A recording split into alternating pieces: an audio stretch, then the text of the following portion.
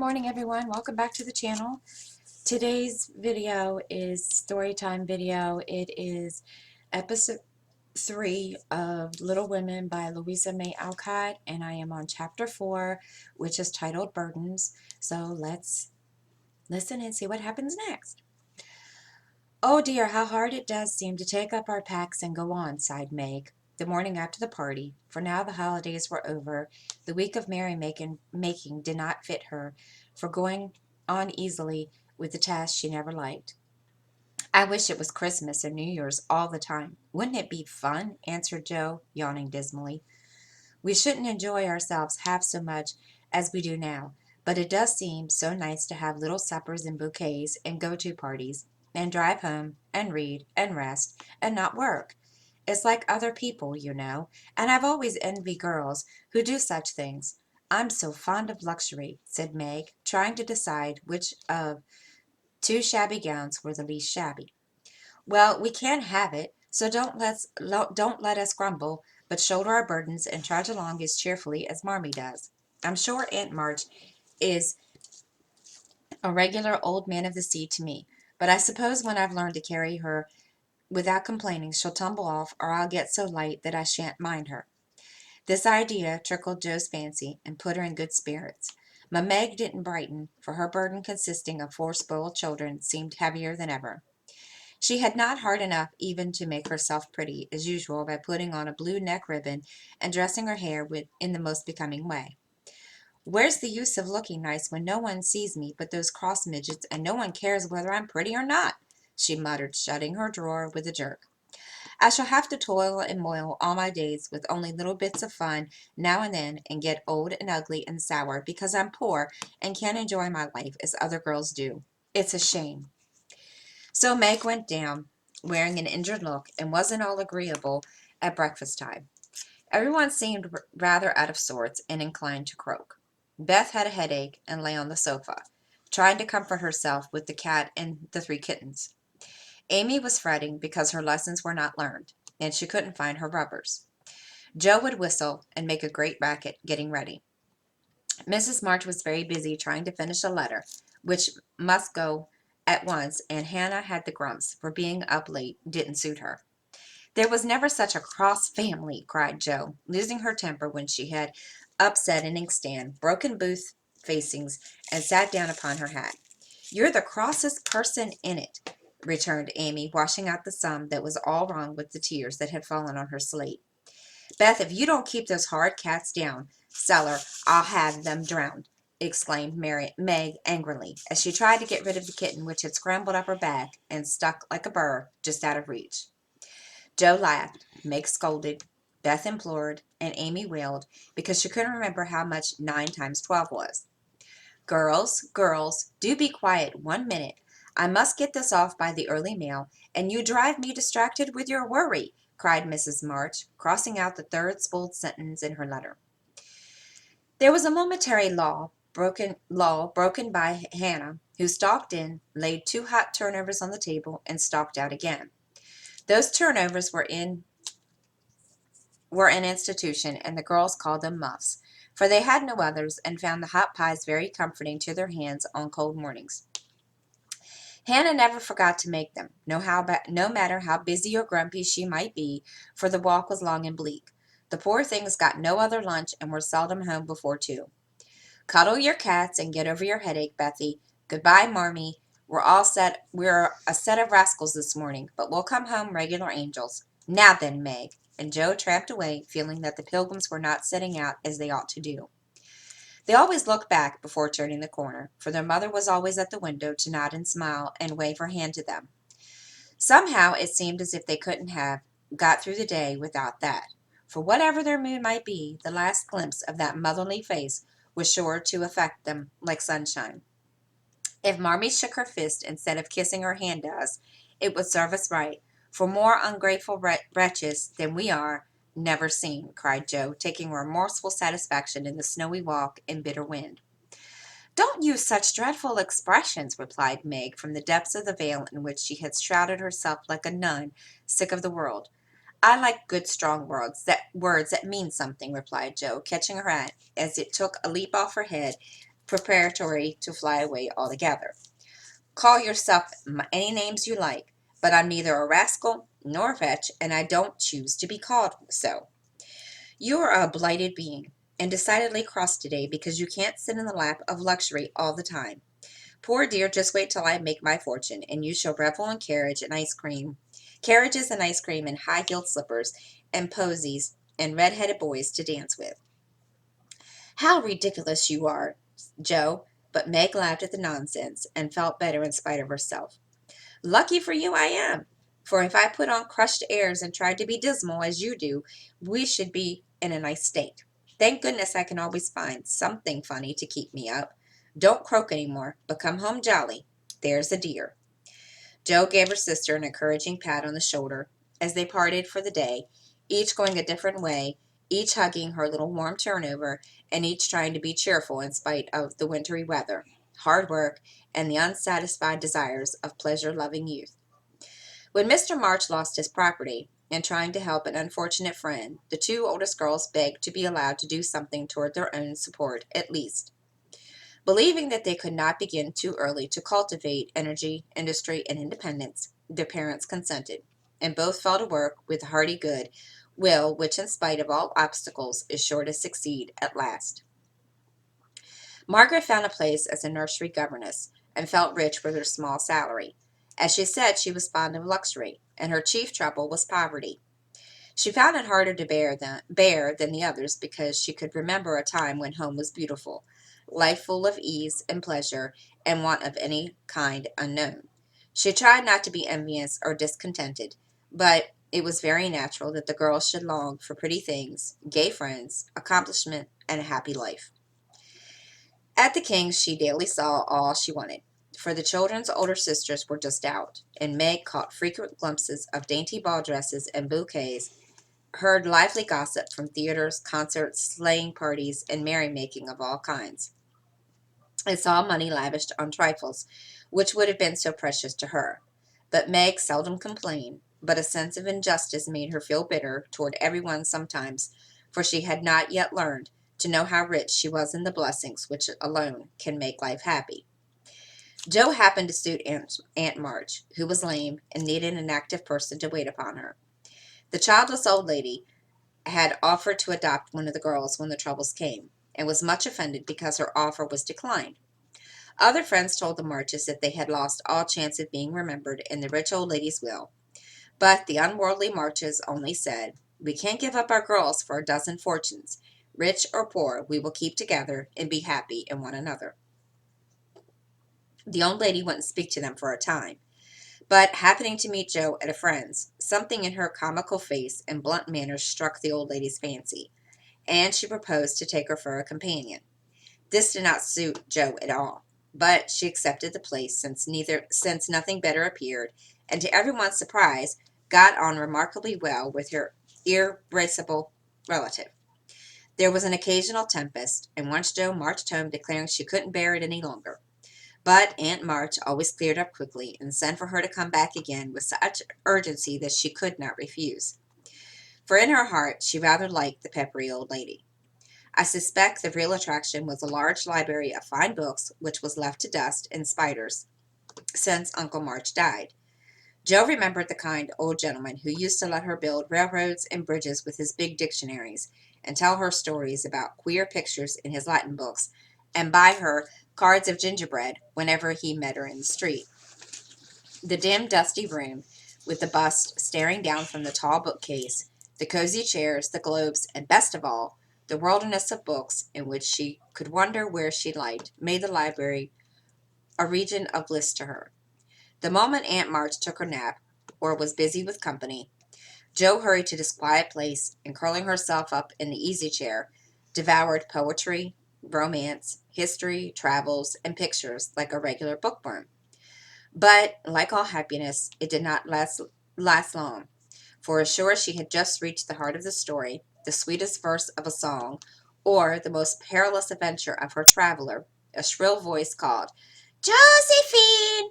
Josephine!" and she had to leave her paradise to wind yarn, wash the poodle, or read Belsham's essays by the hour together. Joe's ambition was to do something very splendid.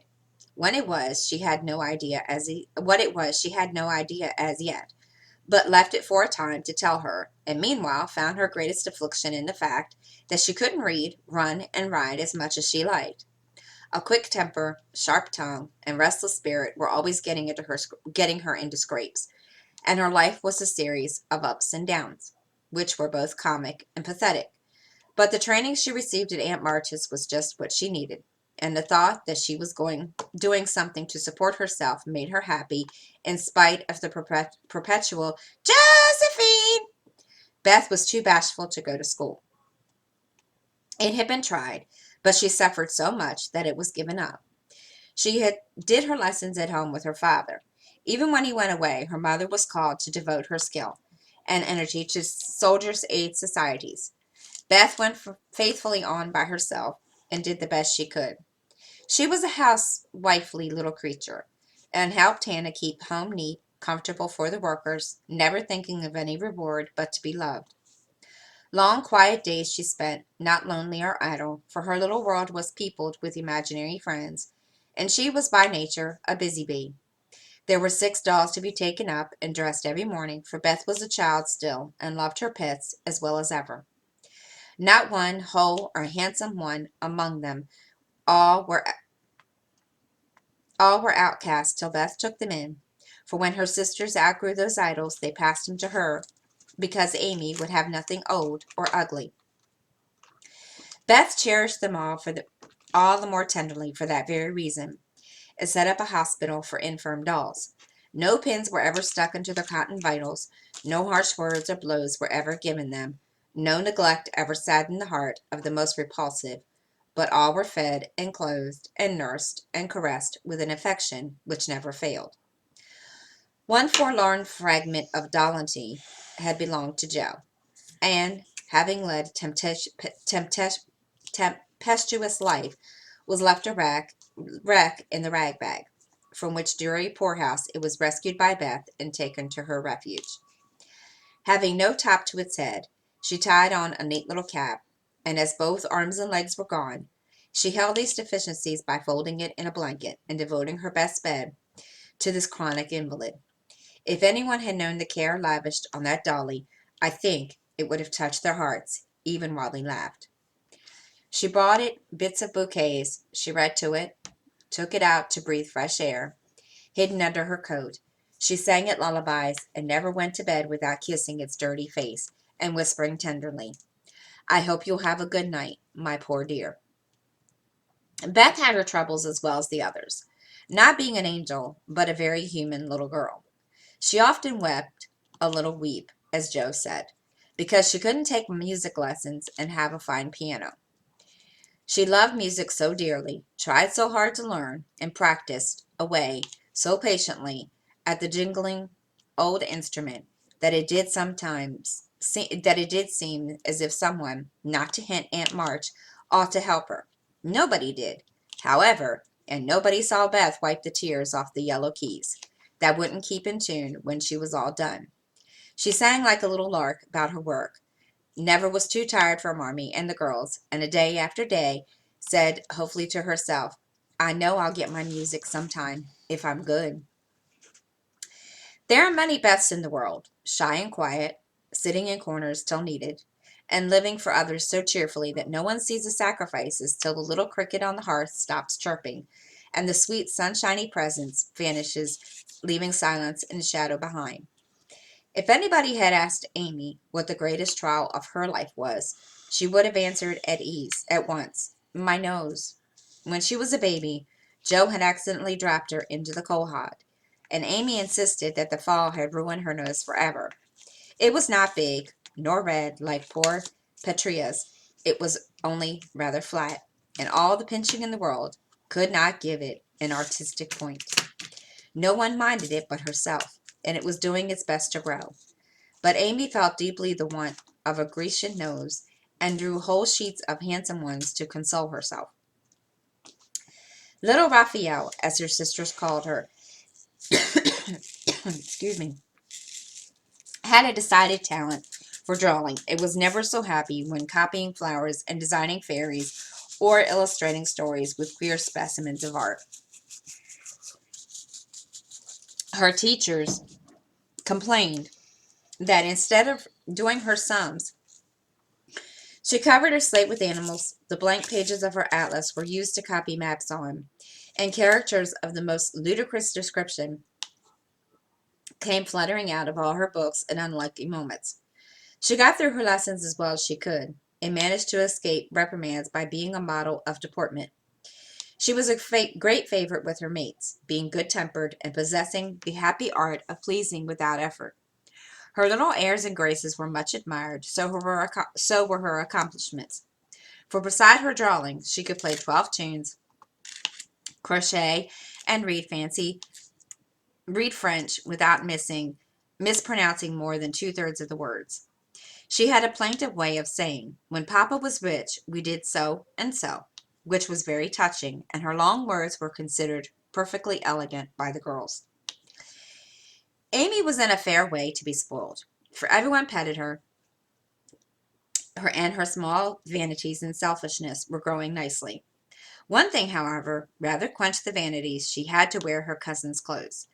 Now, Florence's mamma hadn't a particle of taste, and Amy suffered deeply at having to wear red instead of a blue bonnet, unbecoming gowns, and fussy aprons that did not fit. Everything was good, well made, and a little worn, but Amy's artistic eyes were much afflicted, especially this winter, when her school dress was a dull purple with yellow dots and no trimming. "My only comfort," she said to Meg with tears in her eyes, "is that Mother doesn't take tucks in my dresses whenever I'm naughty, as Maria Park's mother does. My dear, it's really dreadful sometimes, for sometimes she is so bad her frock is up to her knees, and she can't come to school.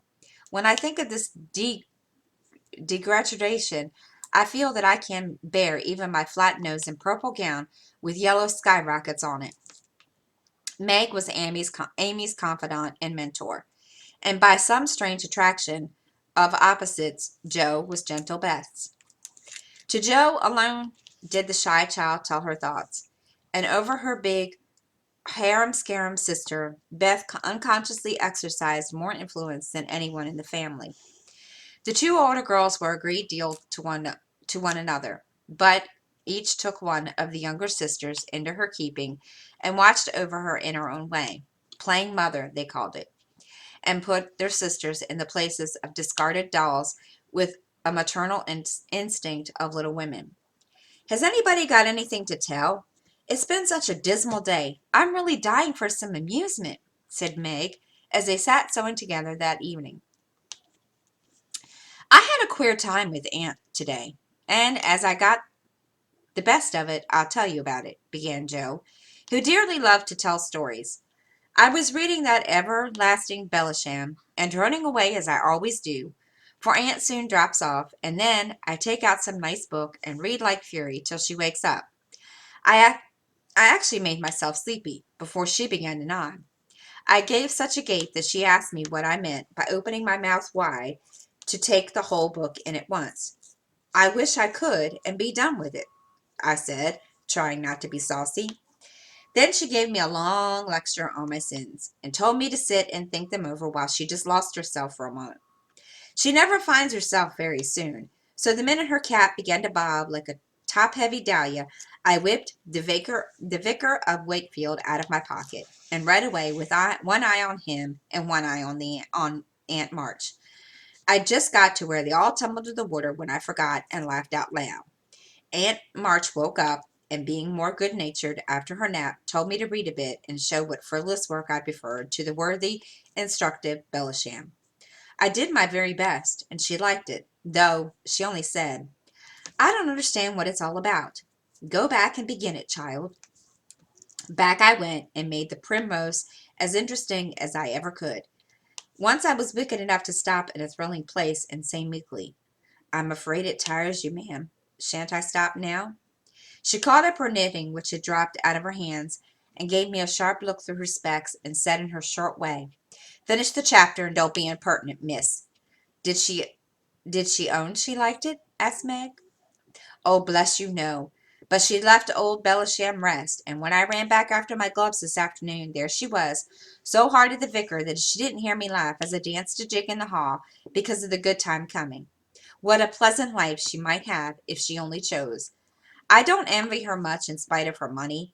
After all, all rich people have about as much worries as poor ones, I think, added Joe. That reminds me, said Meg, that I've got something to tell.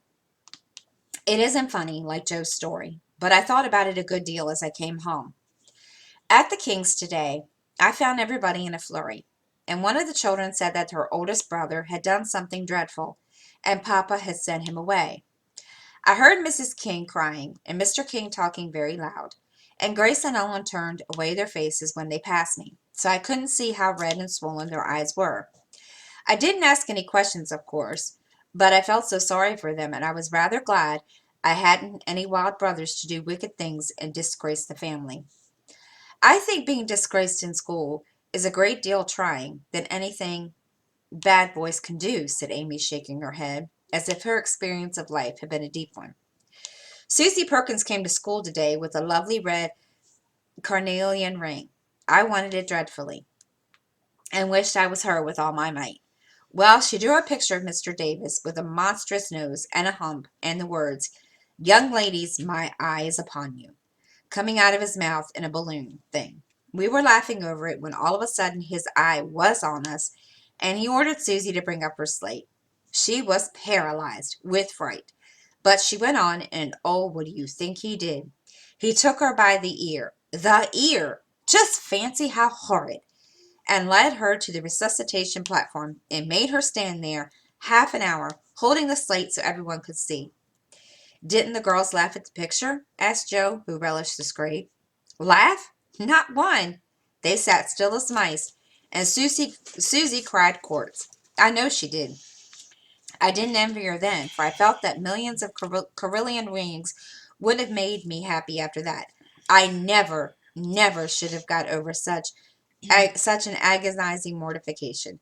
And Amy went on with her work in the proud consciousness of virtue and the successful utterance of two long words in a breath. I saw something I liked this morning, and I meant to tell it at dinner, but I forgot, said Beth, putting Joe's topsy-turvy basket in order as she talked.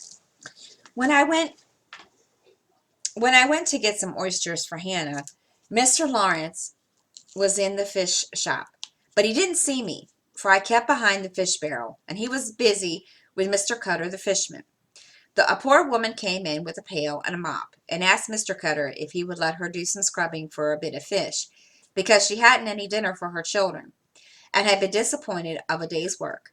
Mr. Cutter was in a hurry, and said no, rather crossly, so she was going away, looking hungry and sorry, when Mr. Lawrence hooked up a big fish with a crooked end of his cane and held it out to her. She was so glad and surprised that she took it into her arms and thanked him over and over. He told her to go along and cook it, and she hurried off so happy. Wasn't it good of him? Oh, she did look so funny, hugging the big slippery fish and hoping Mr. Lawrence's bed in heaven would be easy. When they had laughed at Beth's story, they asked their mother for one, and after moments of thought, she said soberly, "As I sat cutting out blue flannel jackets today at the rooms, I felt very anxious about Father, and thought how lonely and helpless we should be if anything happened to him. It was not a wise thing to do, but I keep on worrying till an old man came in with an order for some clothes. He sat down near me, and I began to talk to him, for he looked poor and tired and anxious. "Have you sons in the army?" I asked, for the note he brought was not to me. "Yes, ma'am. I had four, but two were killed. One is a prisoner, and I'm going to the other, who is very sick in a Washington hospital," he answered quietly. "You've done a great deal for your country, sir," I said, feeling respect now instead of pity. "Not a mite more than I ought, ma'am. I'd go myself if I was any use. As I ain't, I give my boys and give them free." He spoke so cheerfully and looked so sincere, and seemed so glad to give his all, that I was ashamed of myself. I'd given one man and thought it too much, while he gave four without grudging them. I had all my girls to come for me at home, and his last son was waiting miles away to say goodbye to him, perhaps. I felt so rich, so happy, thinking of my blessings, that I made him a nice bundle, gave him some money, and thanked him heartily for the lesson he had taught me. Tell another story, Mother, one with a moral to it, like this. I like to think about them afterward. If they are real and not too preachy, said Joe after a minute's silence. Mrs. March smiled and began at once, for she had told stories to this little audience for many years and knew how to please them. Once upon a time there were 4 girls who had enough to eat and drink and wear, a good many comforts and pleasures, kind friends and parents who loved them dearly, and yet they were not contented. Here the listeners stole sly looks at one another and began to sew diligently.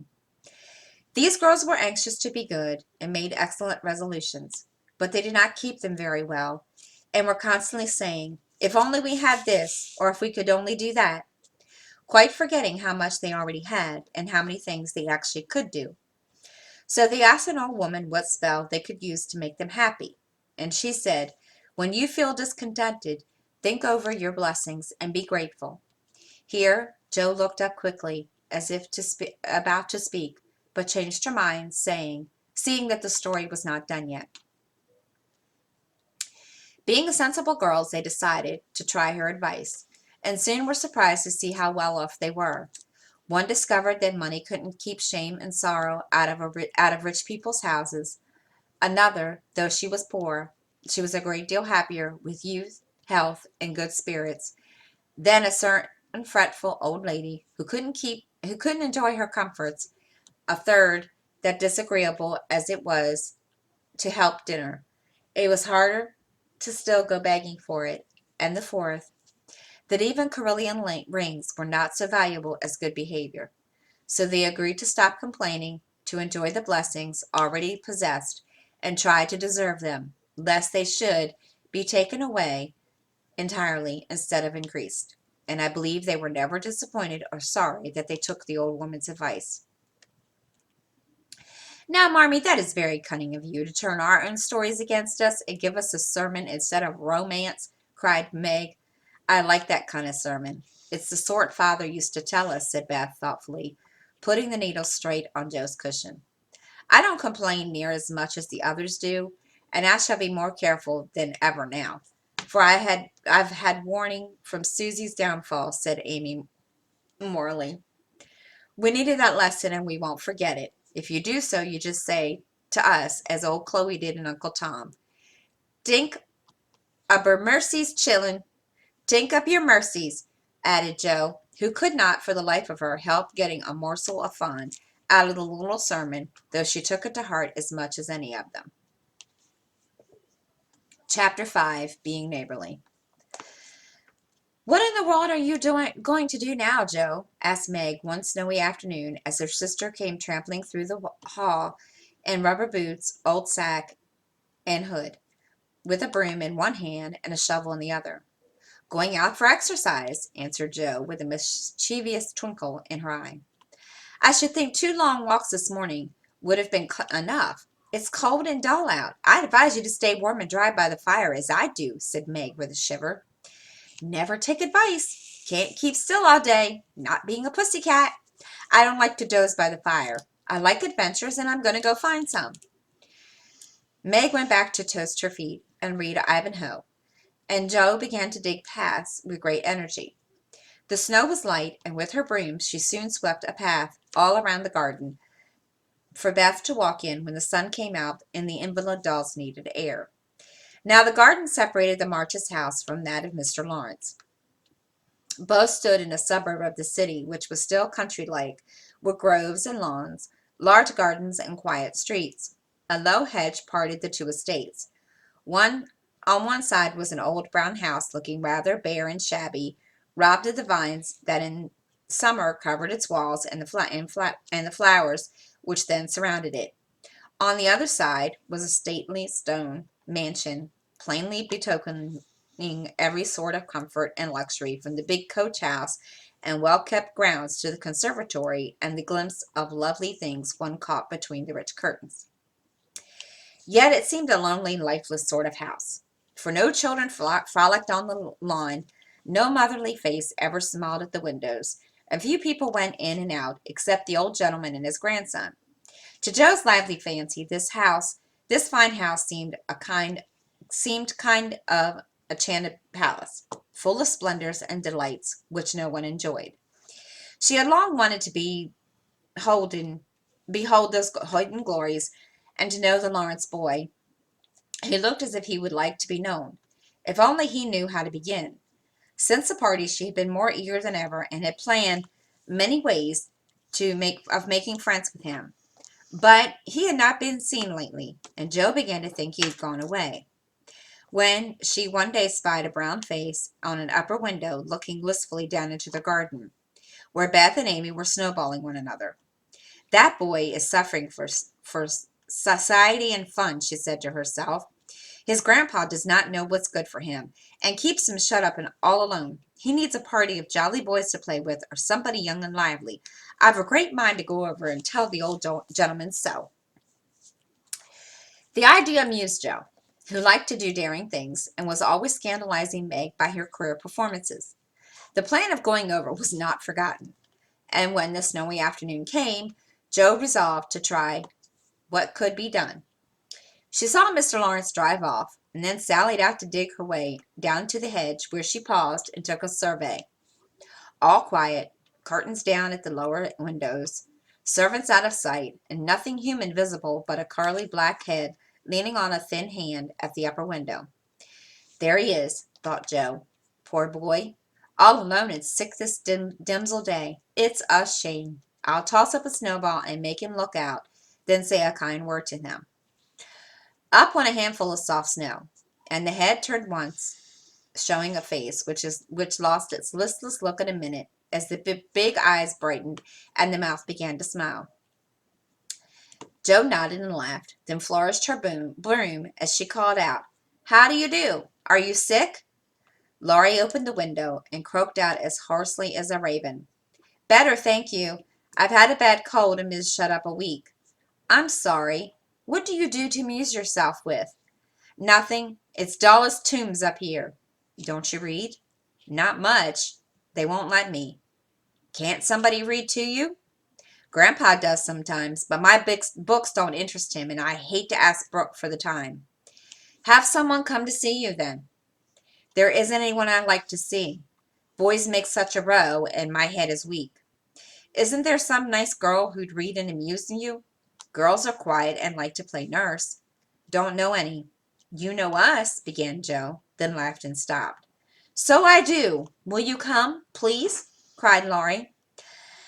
"I'm not quiet and nice, but I'll come if mother will let me. I'll go ask her. Shut the window like a good boy and wait till I come."